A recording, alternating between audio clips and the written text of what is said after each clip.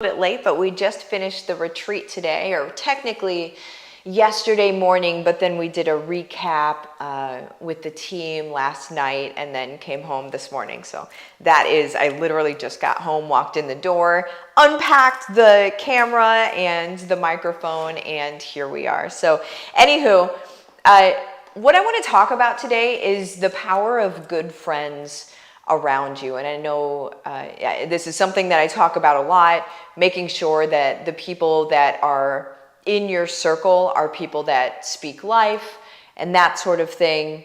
I just want to share something that I learned about this weekend. I didn't really learn, but it came up this weekend for me.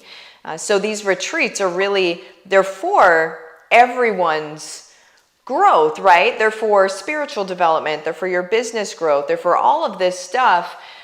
But just the people that come to the retreats aren't the only ones that experience that growth, right? God puts us all together, and whenever you have a good group of people together, you're all growing with each other. And there was a conversation that I had at some point this weekend, and my gosh, I don't even remember who it was with because there was so many great conversations. But this conversation was about how I used to not really have a whole lot. Well, into my adult life, there was a while where, you have your baby and you're kind of doing family life and stuff. And I really didn't have that many friends, right? I didn't feel like I had time to spend with friends, and so I hunkered down and we just did life together as a little family. And I'm not saying that there's anything wrong with that. I think there might be a time and a place for that.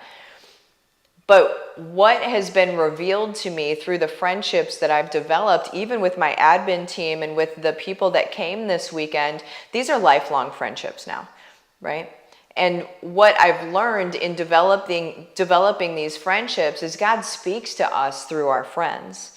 And God really polishes our stone, so to speak. And when I say polishing our stone, I mean we come in, rough and tumble, and we sort of get polished by things as we go. In a positive sense, we get polished by things, right?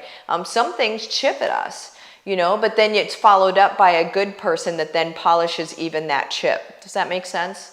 And so the friends that I have at this point are people that just consistently polish the stone.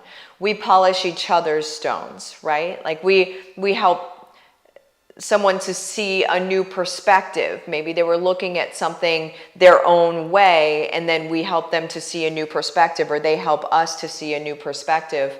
And then we can move forward in that new growth mindset. And that's just one little thing. But what I wanted to challenge you guys with is Rosemary. Yes.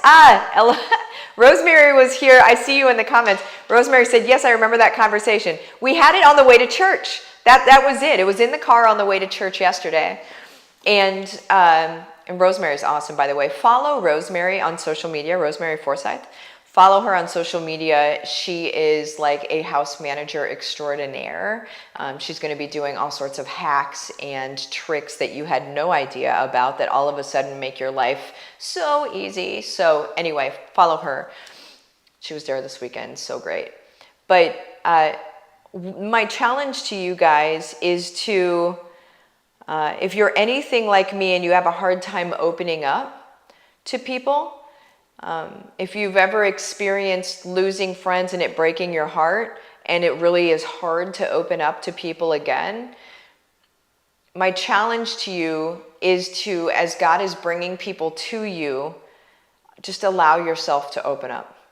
Allow yourself to be vulnerable, right? Allow yourself to be loved, because that's why these people are coming into our lives, because we're better together.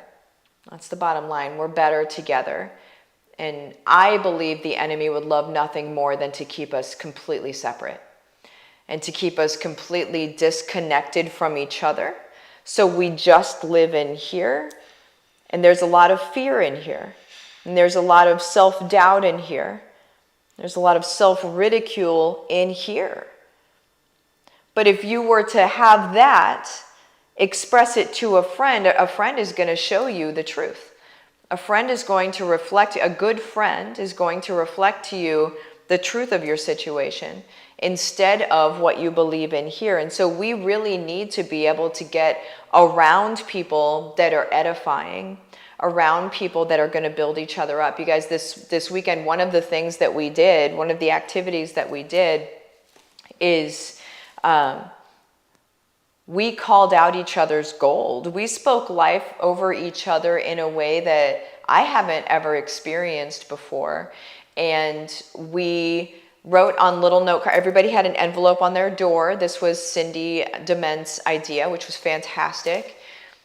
She was the organizer of the event, and she's extraordinary at that. And she had, like I said, envelopes on everybody's doors. And one of the things that we did is we wrote, we spoke life over people. We wrote affirmations for that specific person and put it in their envelope. You don't sign it, and you don't put your name on it. And then what we added to it is we added, here's what I believe your spiritual gift is. Because we were all born with different spiritual gifts, right? And so we put a list of spiritual gifts on the kitchen wall, and so everybody had a reference point, right? And then we said from an outside view what we believed that person's spiritual gift was, and we put that in the envelope as well, kids included. And there's something so next level about speaking life over somebody and including what God has created us to be in that speaking life. And I don't know, I felt it on my heart today to share that. I'm actually going to be doing something tomorrow that is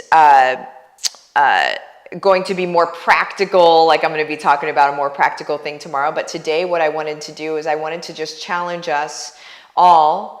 If God is bringing somebody to us as a new friend, let's not stay in this, right? Let's not stay there and not let anybody in for self-preservation reasons or by calling ourselves an introvert.